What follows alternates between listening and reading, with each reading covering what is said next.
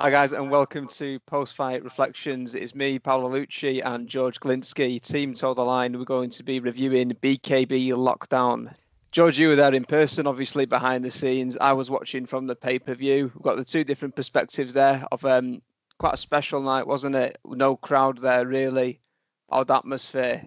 But we're going to be looking mainly at the fights, aren't we, themselves? Yeah, well, I think we can start with Conan Barbaru versus Bashir Fakhouri. What did you think from your perspective?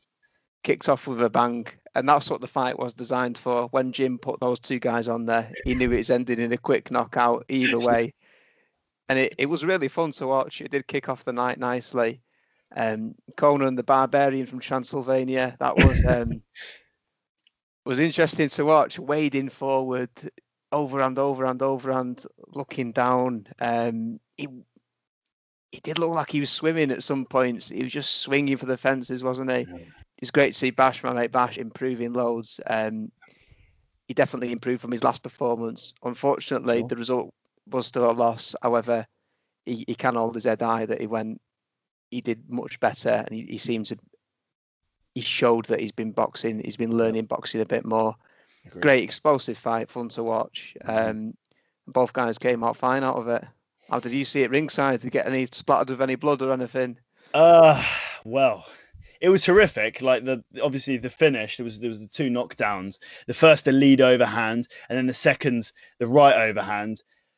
The connection was horrific, but the second overhand was vile. Everyone was shocked. You know, it was for me. It was the knockout of the night. We'll go into that a bit later.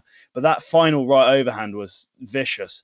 I'd like to see Conan throw a little bit more variety into his shots in the next show. Obviously, it got a bit predictable at times. It worked because of his aggression. I think he rushed Bashir's work. I'd like to see a few more shots other than the lead overhand and the right overhand. But as I say, first round knockout on your debut, you can't really complain, can you? No, absolutely. I think that would have been interesting to see the result if it went into the second round. Because Conan was so wild, so unpredictable, I think he might have caught Bash a bit off guard. If the fight went on longer, we could have seen more both of their skills. And maybe Bash could have showed us what he's learned, because Conan just seemed to be swinging for the fences. So it would be nice to see if that went longer, but it didn't. So fight number 2 also ended quickly. It was Jay Eggleston versus Craig Rocky Morgan. This fight was quite one-sided the whole way through. I think Morgan did it quite easily, took it on a day's notice, and he didn't really get out of second gear. So it was a bit lopsided, and it was quite swiftly over, wasn't it? How was it ringside, mate? Yeah, horrific. Yeah, Craig made himself a small target, which is what you want as the smaller man, obviously. Barely got hit in the fight. I think Jay was sort of pouring away at the shots. I think Craig got the read on them quite quickly, and he was just coming back, catapulting into range, like we've said many times.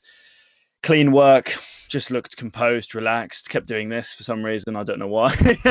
he's a character in the corner. Yeah, you can't understand him most of the time, but you could understand what he was getting at there. Throwing some big shots, big win, on to the next one. Yeah, definitely. I quite liked when he managed to evade the shot quite easily. You give it Billy Joe Saunders out of the way. That was quite fun. I think it's just a difference in class, to be honest. Craig managed to stay, even though he seemed to have the shorter range, not by a lot, but the shorter reach he seemed to have. He floated on the edge of range quite well and got in and out of the danger zone as he pleased. So I think it's just a case of class on this one. Definitely. Yeah, good knockout, good knockdowns. Fight 3 also ended in a cracking knockout, and personally my favourite of the night is Darren Godfrey versus Ash Gibson. Belting fight. Gibson upset the bookies to pull out that second round knockout with a body shot. Lovely knockout on it, and we'll talk about that in a second.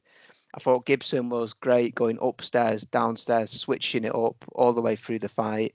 You could tell he wanted the win. He's been out the ring for, I think he said 10 months, and he's dying to get back in, dying to get the win. I think Darren maybe smothered his work a little bit. I think he was just too much closing in the gap when he didn't need to. He could have boxed on the outside a bit more, which you were going to analyse, weren't you, George? Yeah, it was disappointing. I think we both had Godfrey coming. We were talking a lot about in the build-up breaking Gibson's will. We've seen him get frustrated. He is a fairly emotional guy, lovely guy, but you know, he can be emotional in fights. We've seen him banging the canvas in the past. I feel like he just maybe got a bit carried away with getting in and roughing him up and using his physicality, when in reality he was the much longer man. Yes, Gibson did come in as the heavier man. He missed weight quite significantly, which, you know, we have to note. But I would have liked to see Gibson use his range a bit more, work the jab, work the range, and then finish off with a strong right. He's got a very, very powerful right hand.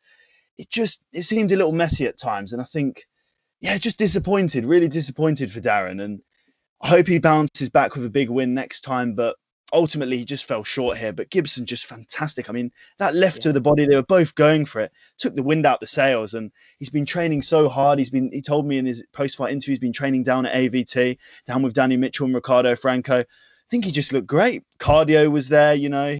Fight number 4 also ended quickly. This one was yet another first round knockout win for Paul Hilz. I think he's 4th now, isn't it? 4-1, 4 first round knockouts. Yeah, and even his loss was over in a round. I think Paul has had. Yeah. Paul's had maybe, I think it's 5 fights now in BKB. He's probably only been in the ring for about 20 seconds. Everything ends like, gosh, yeah. But this one again was over quickly, and I think Clive did a very good job tonight overall. And I think the stoppage was very good because at the end of the first round, Foster was giving us some very subtle signals that he wasn't prepared for the second round. It wasn't obvious.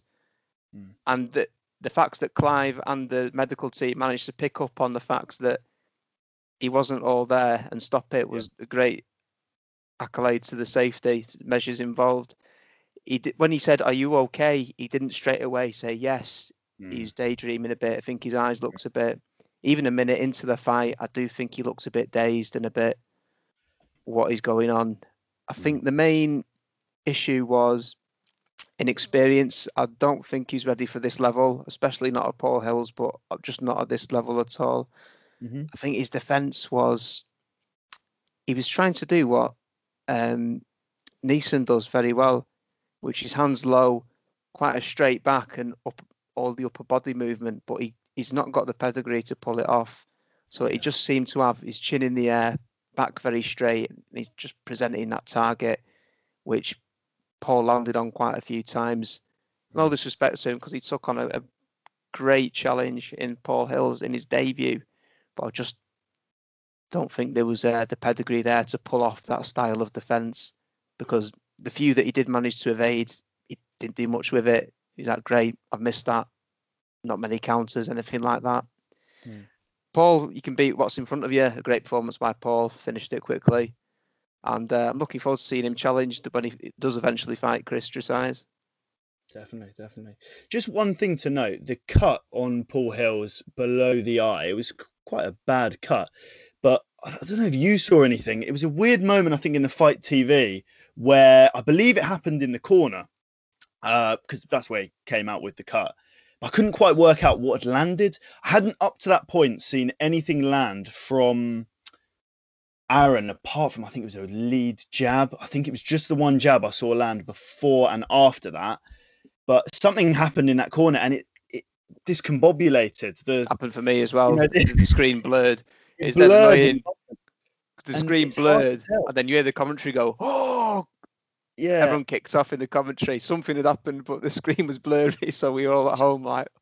Yeah, so when I was from the side, what I saw was Aaron turning, and what I could tell from where I was sat, and again, I could be wrong, but this is what I was able to gather from my position. I've seen it one time, you know, can't overanalyze this. It seemed like he was turning, and it was the elbow that grazed underneath the eye.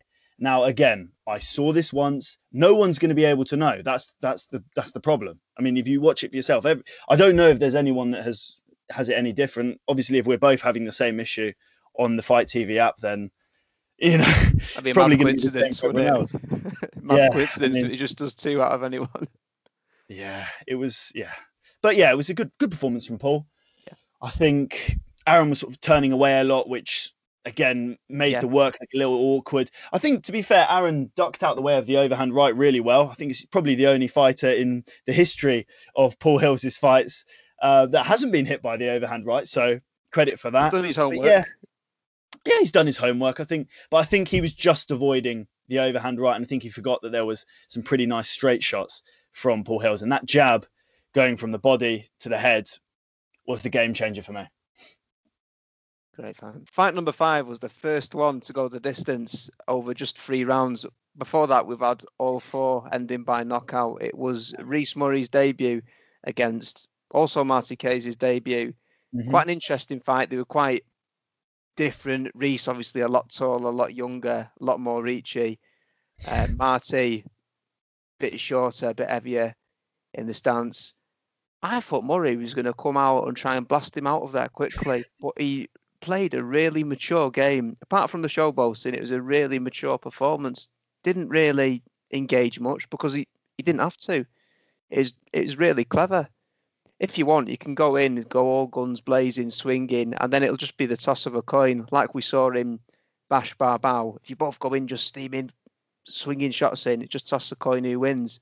But if, like Murray, you were a bit more intelligent, kept the distance, just pinging shots off, just scoring shots, you don't need to engage. You don't need to take the risk. So it was a really surprisingly mature performance from him. How did you see it, George, live? Obviously ringside. Yeah, I mean, first thing I will note is I had a good laugh with Marty Kays about your prediction. He's never been finished to the head. And he was, before the fight, he was basically goading that option on. So it was a good laugh with Marty in the back. But yeah, I didn't think it was going to be a finish. To be honest with you, I don't want to say this because of hindsight or anything, but I kind of saw the fight going in a pretty similar way. I mean, Rhys is very fast. His hands are particularly fast, and he measured range really well. The jab, again, the decider in this one, opened him up with a cut early on. I think it was a cagey affair, and it was more a fight for the purist. And I think Murray was extremely impressive in this fight. But I believe the reason it was so cagey was Marty, being the veteran he wasn't biting on those feints. Murray was trying to set him up onto the right hand with a feint, and he was never biting on it. And that's, I think, the reason. I think Robin Black might have picked up on this as well. While he was so open, because he was so open and trying to goad him on, trying to get him to bait him into a shot, Marty was just standing there like, not today, mate. You know what I mean? Yeah. And it became a little cagey as a result. I think as the fight went on, Murray stepped up and sort of outclassed Kays. But I was really impressed by Murray in this one. I think maybe not the most entertaining fight, but it was a nice little change in the pacing of the fight in comparison to the previous knockout. So I couldn't complain. Fight number 6 was the long-awaited return of Nathan Leeson, and he was fighting Matty Piper in Matty's second contest. Fortunately, this was another first-round stoppage. I think this time due to damage on Matty's eye. Yep. The fight went pretty much exactly how the gloved one went. Obviously, the gloved one went the distance, but I mean, in terms of Matty coming forward and Leeson using his upper body movement to comfortably get out of the way and counter, yeah. I really, really liked Nathan Leeson's performance. I thought he was aggressive but fluid, and he could pull off the hands down style, the hands down defense, which I'm afraid Foster couldn't before. But yeah, really classy performance from Nathan Leeson, and just a shame the ending for Matty Piper was quite similar to the prize fighter, wasn't it? Yeah, it was a similar ending. I'm not sure. Maybe there's an issue with the eye. I don't know. You know, I mean, I'm not here to speculate, but it was the same thing. I can't see. The doctor goes, okay, well, if you can't see, end of the fight. That was as simple as that. I think what I was particularly impressed by Nathan Leeson's reactions. I mean, 3 years. We can't underestimate this point. 3 years out the ring. Razor he's got sharp. that sort of reactions. Unbelievable. I mean, he was drawing him on. Beautiful pull counters. Yeah. I was extremely impressed. I thought, for a man that's come out of prison, you know, the story is well documented. 2 sparring sessions, and he looks like that. That's a potential performance of the night for sure. I've given it to someone else, but Nathan was very, very close. Definitely a fantastic performance, and I do agree with you. I think it'd be interesting to see when he steps up to maybe title level, when he gets back to he wants his titles back, when he starts to get back to that level. All I can say for fight number 7, wow. Ryan Barrett on his debut, I think future world champion if he wants to be. We'll see based on when he fights other people, but I thought it was a fantastic performance. He's so big. He's got his amateur pedigree behind him and his mindset, which we are going to talk about later. He was so calm. It's like he's buying a pint of milk, wasn't it? Just before, during, after. He did not look bothered through any of them. He's a cold, cold killer. In terms of the actual fight, it was over in a round. And the first knockdown was actually very hard to spot. A lot of people missed it. It just felt like Hodgson went down and we didn't really see the shot that did it. When you look back on the replay, it was a fantastic bait, get out of range, and left hook, which landed behind Hodgson's ear. Fantastic trap set, and it worked well. And you can just see someone that, if someone has the pedigree to set traps, to analyse their opponent, no matter he's an aggressive guy coming forward. So what I'm going to do, lay the bait, let him come forward, turn knuckles over. There's a fantastic knockdown. And I think the second knockdown as well, big right hand, finished it. He must hit hard. He hits accurately. A really, really pleasing performance from former Royal Marine Ryan Barrett. You mentioned there about the Marine, the Royal Marine mindset on fleek. I mean, this guy, oh my goodness. Ryan Barrett, probably the most intimidating walkout I've seen in my entire life. I was stood on the side. I'd just come back from the Leeson interview. I'm coming in as I hear this sort of punk rock come on. And I'm looking over to see Ryan Barrett. Stoic is the word. Just staring straight ahead. The scariest thing I've ever seen. I'm pretty sure Hodgson was glad he wasn't in the ring looking at me at that point. And then a scream as the stopped. He's so scary. And then he's got in the ring. This was the scariest part. If you watch it back, as they're both men, eyes locked on each other just before the fight, he's smiling at him. And I'm not talking like Smudger was smiling at Sean George, which is a pretty genuine smile. I'm talking, I want to kill you, I am a serial killer smile. The man is genuinely so scary. He's gone in there. And again, we've just spoken about 3 years out of the ring. This guy, last time he fought, 2016. He's coming in, the first man to fight with a colostomy bag.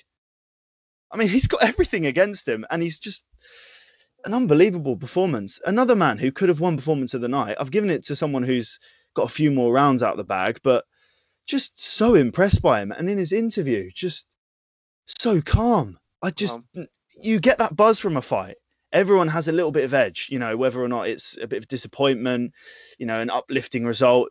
There was nothing. It didn't seem like he really cared. Like you could see he was happy, but it was just like, I expected that. And what? And also, before we finish this one up, this one was the one that you and I went against on each other. Obviously, the Oldfield versus Harden fight crucially fell through. So I just want to know, George Glinski, 1-0, Ryan Barrett, no one went for him apart from me. I didn't know anything about Ryan Barrett. In fact, I'd text you during the ring walks, and you can get your phone out and prove. I'd text you during the ring walks and said, Ryan's got this. Based purely on his ring walk. So that was my little last minute change. Let's put a screenshot up to prove it to people. Ryan Barrett, very impressed by him, my man. I'm sure he's watching this one. Apparently didn't watch the prediction video. Very offended about that. But you just know, Ryan, that I did go for you. So well done, mate.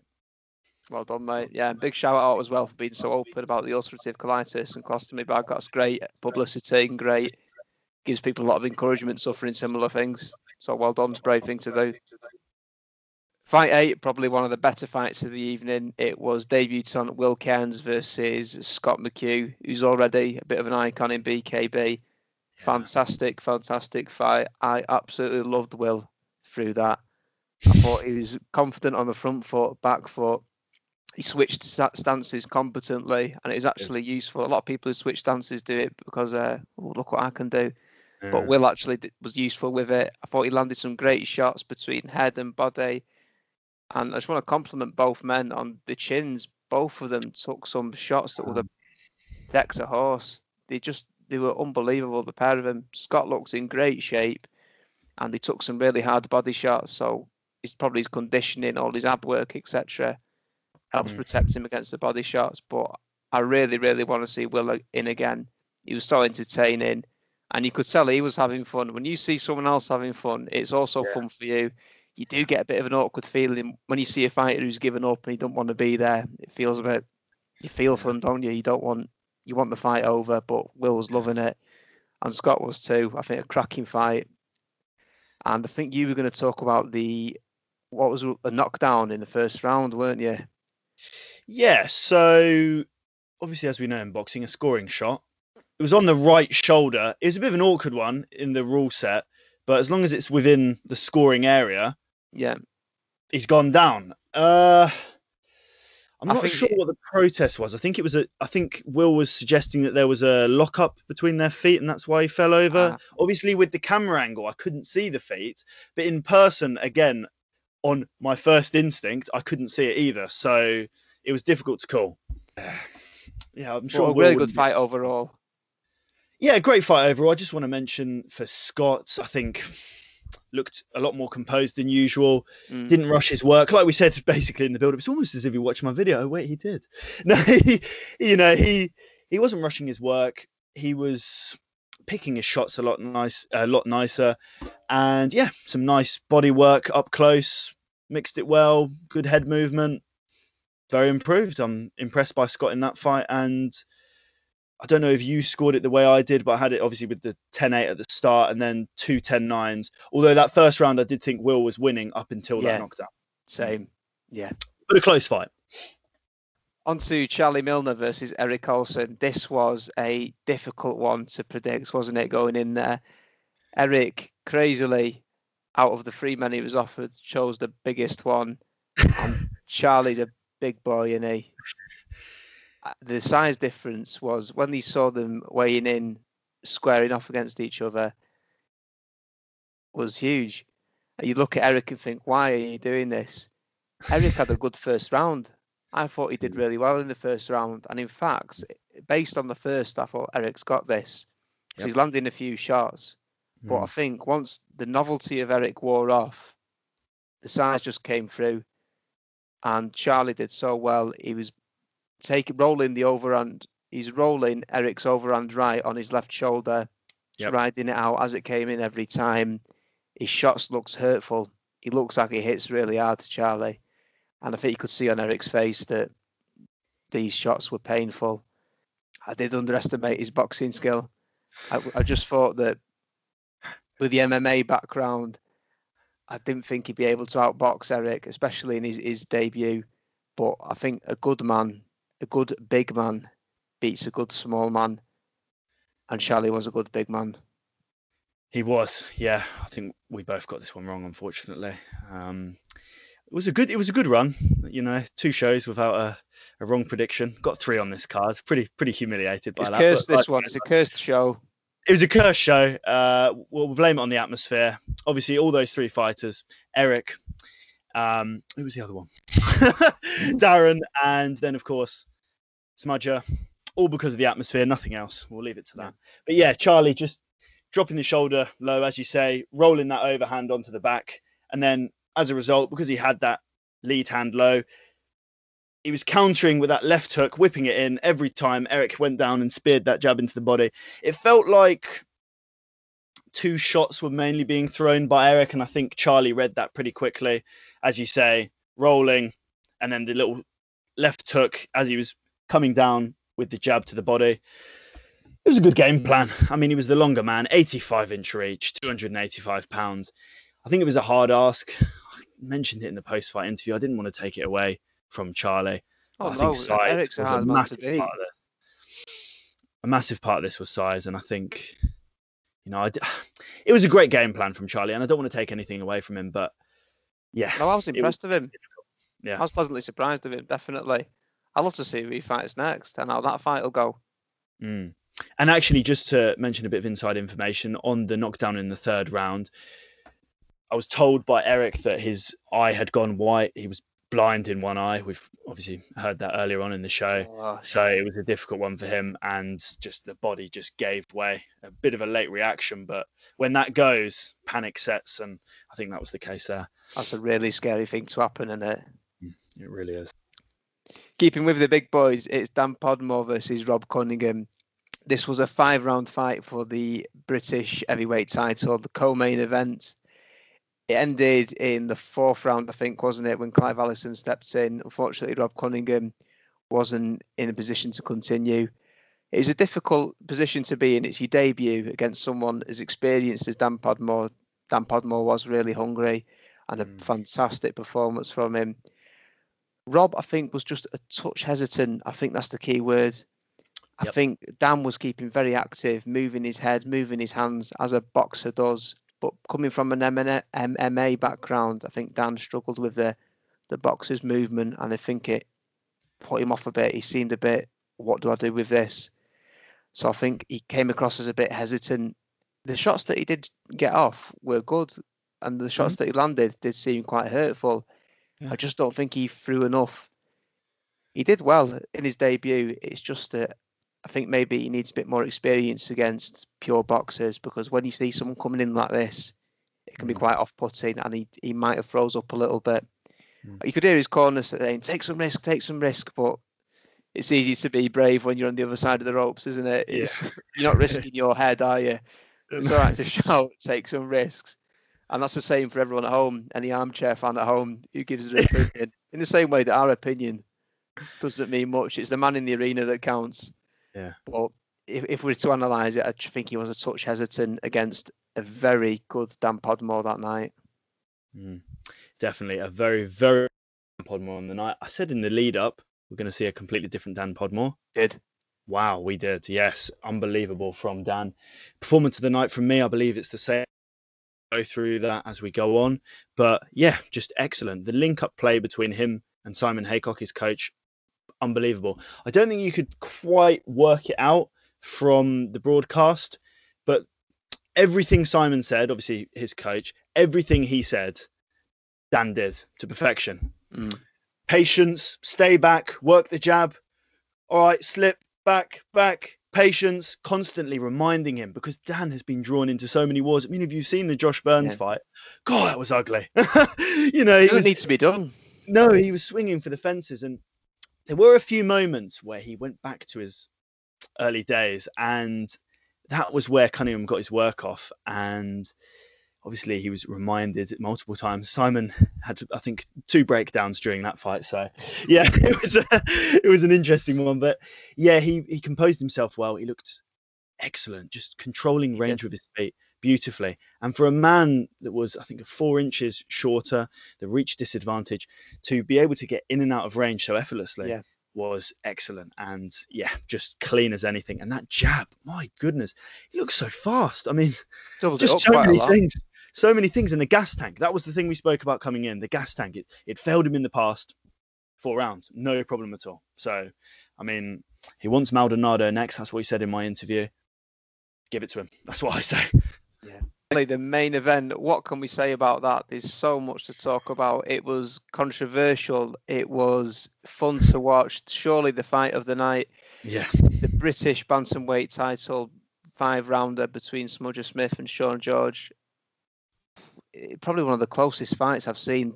Definitely the hardest to score I've seen in a long time. How was it ringside? Could you pick up that sort of frustration? It was. I mean, I was sat next to the judges. I was sort of, to be honest with you, I was walking between the judges. I was trying to work out who was scoring where. It was going different, you know. Both judges were seeing it very differently, and yeah, it was so hard to score. I mean, we've gone for completely different guys for this one. I've gone for Smudger, you've gone for George. It was so hard to score, and there was just so many things, so many controversial moments in this fight. I mean, Clive was, I will say this, you know, again, we're not slagging off Clive. I think he's an excellent ref, absolutely fantastic, and it's very rare he gets it wrong. But I feel like in this fight, this was where his stock went from a 10 out of 10 to maybe an 8.5. There was a few things in there. You know, there was a couple of knockdowns in the 3rd and the 5th that, you know, might have been scored. I think the 5th particularly should have been scored. And then obviously the eye pokes. I think it was 2 eye pokes there. And I don't know about you, Paolo, but I would have taken a point there on the 2nd eye poke. Again, not stupidly controversial. You know, the knockdowns were a little more controversial in that sense. But I don't know about you. I would have taken the point. Yeah, I do agree. The first time I watched it, it sailed over my head, the eye pokes. But when you realise it's such a tight fight, at one point it really is important. And I don't think Sean did it intentionally, but I think he was clumsy and he was warned before. So I think it was fair to take the point off in that instance, because it did frustrate Smudger quite a lot. And saying that, I think we have to address the knockdowns. I think there were a knockdown in the third and fifth that you mentioned, and I do think both of them should have been scored. Yeah. Obviously, that changes the dynamic of the fight, and it's not for the judges to decide if it's a knockdown or not. This is an important point, and it does affect the fight and decide the fight. Even if a judge thinks that was definitely a knockdown, if the ref doesn't call it, they cannot give it a 10-8 round. It is the referee to decide, not the judges. But that does give way to an argument, not an argument, a discussion we had before. In the third and fifth, I thought Smudger did the better work in the third and fifth, but I think Sean knocked him down in both, neither of which were ruled by the referee. So it's a decision for me. Do I score that a 10-9 to Smudger or a 10-9 to Sean? I can't give it a 10-8 because no knockdown was ruled. But I thought Smudger did the better work in both of those rounds. But I think he should have been ruled a knockdown. So it's that's why the debate. I think you're right. I mean, it depends how you are scoring it. Everyone scores fights differently. Are you looking at that significant shot? Does that sway the entire round? Personally, I didn't think it did. It was in the third round, I was a little bit more dubious about whether or not it was a knockdown. I saw it from two angles, and when I first saw it on the side, it did look a little bit like a slip. And then when I saw it on camera, the camera angle didn't really catch it properly. So it was really hard to judge whether or not it was a knockdown or not. But where I remember distinctly standing on the side on the third round and seeing that knockdown and thinking it was a slip. But the fifth round knockdown, it was a knockdown. And that's what's incredible about this fight is I've gone for Smudger 47-46. We'll go through our scoring because it's a bit confusing. But in that fifth round, if that knockdown had been ruled, I'm just working this out now mathematically. George would have won it. George would have won it. So it's crazy. It's just absolutely crazy. Like you go one way because something wasn't called, but if it had been called, you would have gone the other way. So in reality, I've gone for Smudger, but I'd have been just as happy seeing Sean George win that fight because I feel like if those were called, it was a Sean fight. Yeah, and you can argue the other way is the eye poke, if that was ruled. So you've got two knockdowns to consider and the eye poke to consider. That's points either way. If one of them was called, two of them were called, or three of them were called, all get a different outcome. I think all of that maths, all of that messing about with rules just leads to one thing, rematch. Yeah, 100%. I think it has to happen. Smudger's got Gevins next in the prize fighter final, whereas the flyweight world title's on the line between Dan Chapman and Sean George. We'll see where they go after that. I don't think that result matters too much, depending on they win or lose. I suppose if Sean, to be fair, if he beats Dan Chapman and wins that world title, he'd probably be looking at, no offense to Smudger, but he might be looking at a bigger fight, a real massive legacy fight. Not to say that, of course, Smudger isn't a legacy fight, but he has got that win and he might be looking for something else. But I'd like to see that rematch. But yeah. Cheers, good point. How funny was Sean George? Oh my goodness. Yeah. With the teeth and the timekeeping, two instances. The first one is when they were squaring up to each other. I think Smudger's has got that fake gum shield that looks like teeth, doesn't it? Into Clive, dead serious. Right, this is a 5-round fight, the main event, British title. Bloody hell, look at the teeth on him, but even Clive laughed. Yeah. And then I think at the start of the third or fourth round, the timekeeping, he turned to the timekeeper and went, "Come on, hurry up." Yeah. You've never seen that. Usually people like a little bit of a rest, an extra rest between rounds, but he's raring and ready to go. And you shouldn't expect any less from a guy that works as hard as he does. Fantastic cardio. And technically, just mention that. The knockdown, particularly on the first and a few times in the fight, I thought that Smudger was stepping in a little too much. And that meant he couldn't get back out of range. If he'd shortened that a little bit, he would have had his feet closer together, which meant he would have been able to step out of range. And that's what we saw there with the quick right hook. We said it, he throws that right hook more than the left. He's getting you, luring you on the back foot. And as a result, as he committed and stepped in, the right hook slashed him down. And we saw that a few times in that fight, but particularly in that knockdown. Exactly my thoughts, mate. Yeah, I thought it'd be a bit in the predictions, I thought it'd be a bit of a bore fest where Smudger keeps it long, in the same way that Rhys Murray v Marty Kays thought. I thought he'd just keep it long, keep in the centre, keep him at bay, and win a boring points fight. But he engaged. He's too happy to engage, I thought. With someone so good at close range like Sean, so tight, so happy to counter, I thought Smudger was going to, keep it longer than he did. And I think, exactly as you said, Sean's best work was when Smudger overcommitted. So I think that's where the decider was. I think Smudger could have won a bore fest. Yeah, agreed. Massively agreed. It had everything. As you said earlier, it had everything. One of the best fights I've ever seen. And it was even better with the atmosphere. It was the one fight where I think everyone was really behind it. I think previously, I'm not sure entirely what it was.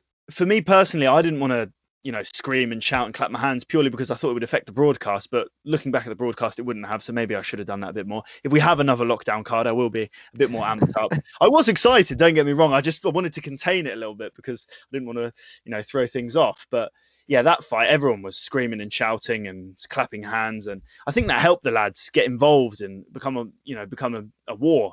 But yeah, I don't think this is the first time I've ever said this, but I don't think there's a wrong answer. That usually in a fight, you see it one way or the other. You might see a drawn round here or there, but I tend to not throw drawn rounds. I like to give it to someone.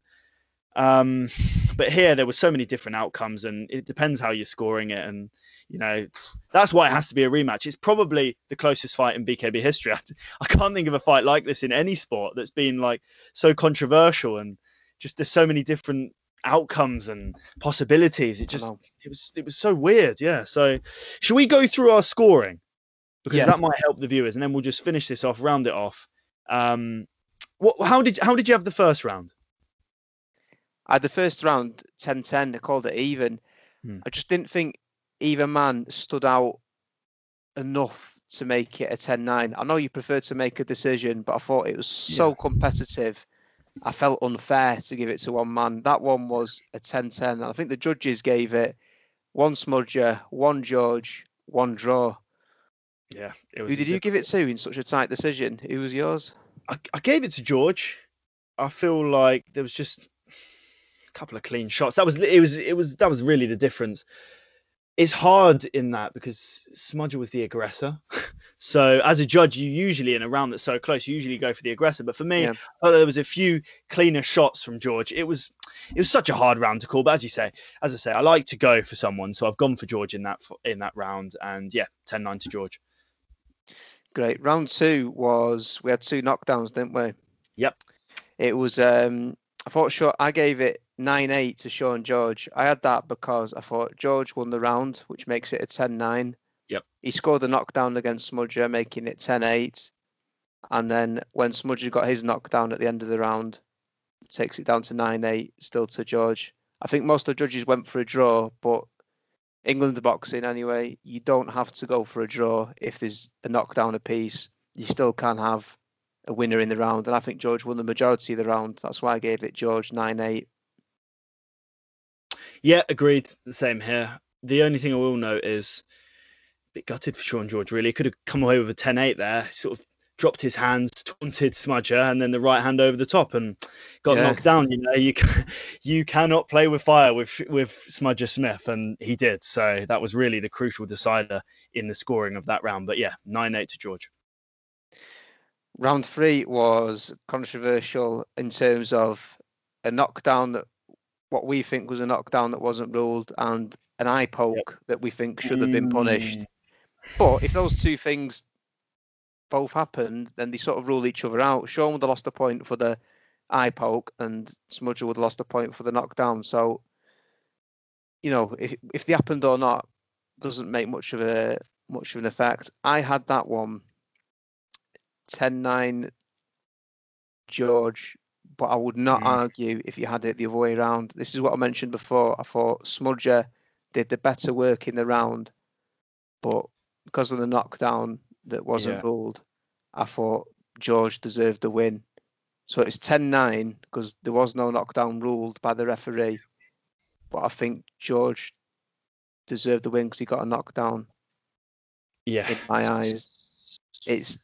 I wouldn't argue if someone said Smudger though, because I think he had the better round. It's just that one shot. So 10-9 because no knockdown was ruled, but I'm narrowly going to say George. Yeah, I went for Smudger. I just think the cleaner work there. As I say, I wasn't really sure on that third round knockdown. I need to watch it again. It just didn't really come up on the broadcast. It was so hard to call. I'm just going off my initial reaction when I was there on the sideline. So again, I could be wrong. I will hold my hands up if I am. But regardless, even if it was a knockdown, I've gone for a 10-9 because it wasn't scored. I think Smudger did enough in that round. Obviously, the second eye poke in that fight, in that round as well, it was it was adding up. I think the point should have been taken there as well, so it would have evened itself up.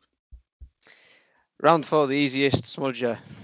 Round 4, thankfully, easy to score, Smudger. Agreed? Yeah, this is the clearest round of the whole fight. It was, two particularly massive right hands from Smudger. Really, I think, shook up Sean. What a chin. Didn't quite wobble him, but definitely woke him up. And I think we were introduced again, as we are every single time Sean George fights, to how good his chin is. But yeah, I thought Smudger looked fantastic in this round, very composed, light on his feet. This was arguably the best round Smudger's ever had in his BKB career for me. Great round. Finally, the 5th. Again, for me, this was similar to the 3rd in that I think Smudger did the better work, but I think he got knocked down, which didn't get ruled.